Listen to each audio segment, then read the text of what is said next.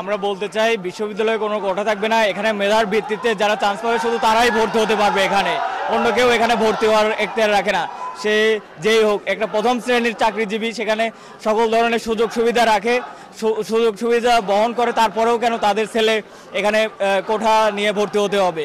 অন্যদিকে দেখা যায় একটা গ্রাম থেকে উঠে এসে একজন রিক্সা চালক অথবা একজন কৃষকের ছেলে এখানে 64 মার্ক পেয়ে চান্স পায় না। অপরপক্ষে একটা বিশ্ববিদ্যালয়ের শিক্ষক অথবা কর্মচারী কর্মকর্তা প্রথম শ্রেণীর যেখানে চাকরিজীবী, সেখানে তার ছেলে মেয়েরা বিলাসবহুল জীবনযাপন করার পরও সেখানে মানে কোঠা নিয়ে ভর্তি হচ্ছে ফেল করার পরেও।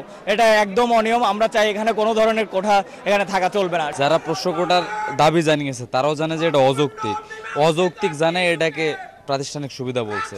তো এই যে রাকসুর 2-1 দিন আগে এই প্রশ্নকোটাকে নিয়ে এসে রাকসু বানচাল করার যে ষড়যন্ত্র আপনি দেখতে পাচ্ছেন, রাবির শিক্ষার্থীরা এটাকে প্রত্যাখ্যান করছে। 10টি শর্তের মধ্যে যে কোটাগুলো দেওয়া হয়েছে এখানে বলছে যে কি যাদেরকে আমরা কোটার ভিত্তিতে ভর্তি করাচ্ছি তাদেরকে আমরা কি দিব না, আমরা হলে সিট দিব না, হলে তাদেরকে হলে অ্যালট হবে না।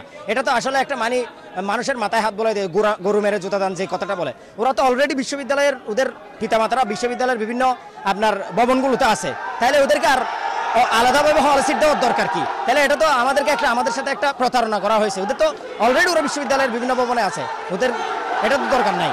এটা আসলে পুরাই অযৌক্তিক একটা সিদ্ধান্ত। 24-এর পরে কোটার কোনো অস্তিত্ব বাংলাদেশে নাই। কথা হলো তারা যে প্রাতিষ্ঠানিক সুবিধা বলে যে কোটা নেওয়ার ব্যবস্থা করতেছে, এই প্রহসন এই রাজশাহী বিশ্ববিদ্যালয় ক্যাম্পাসে কোনোদিন আর আমরা মেনে নিব না এবং এটা চলবেও না। আমাদের কথা হলো তারা রাকসুর উপর ভর করে যে কোটার বাস্তবায়নের প্রচেষ্টা চালাচ্ছে, এই প্রচেষ্টা কখনোই তাদের বাস্তবায়ন করতে দিব না। এবং আমাদের সাধারণ শিক্ষার্থীদের কথা হলো রাকসু 25 তারিখে হবে এবং এই প্রহসন এবং এই প্রশাসনের যে কোটা নিয়ে দ্বিধাদ্বন্দ্বতা নিয়ে ভুগতেছে, এই কোটা এই রাজশাহী বিশ্ববিদ্যালয় ক্যাম্পাসে আর ফিরবে না।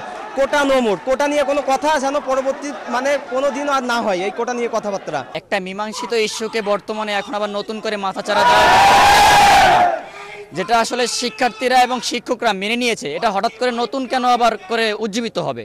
এটা কোনো মতে মেনে নেওয়া সম্ভব না। প্রশ্নকটা বাতিল আছে এবং বাতিলই থাকবে। বর্তমানে যেটা চলতেছে শিক্ষকদের ভিতরে তীব্র নিন্দা ও প্রতিবাদ জানাচ্ছি। ইলেকশন নির্ধারিত সময়ে নির্ধারিত নিয়মেই হবে এবং প্রশাসনিক যে সকল সিদ্ধান্ত আমরা প্রশাসনের টোটাল টিম বসে আমরা সিদ্ধান্ত নেব আর কি। কোটা ইস্যুতে যে আন্দোলন হচ্ছে এটা নিয়ে স্যার আসলে আপনার মন্তব্য? শিক্ষার্থীদের সাথে কথা বলেছে, এখানকার ক্যাম্পাসের সকল রাজনৈতিক ছাত্র সংগঠন, সকল সমন্বয়ক ছাত্র সংগঠন, প্রতিনিধিত্বশালী সকল ছাত্র সংগঠনের সাথে আমরা কথা বলেছি। সেখানে কেউ কেউ এটা নেগেটিভ কথাও বলেছে, কেউ কেউ আলাপ আলোচনার মাধ্যমে সমঝোতার কথাও বলেছে।